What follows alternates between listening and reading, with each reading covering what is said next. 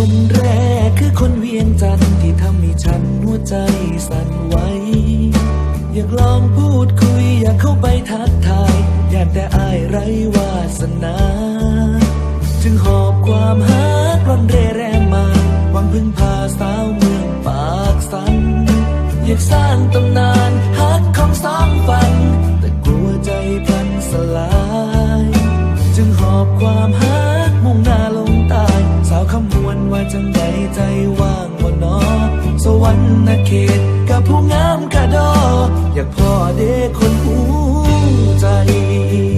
อยากให้หูไว้ใจมีแต่ฮักสาวลาวเชื่อในความดีของคนลาวที่มีมาอายได้แต่หวังสิได้พบพ่อน้องลาคนงามสาวเมืองจำปามาเป็นคู่ใจ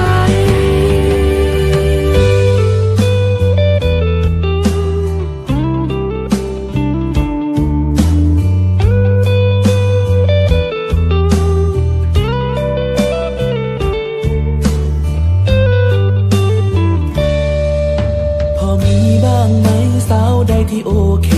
สาวเมืองปากเซเมืองเซกองไออยากสิลองหักกับน้องสาวเมืองเซกองคนงามพอเจอหน้าเจ้าไอก็บอกกล้าถาม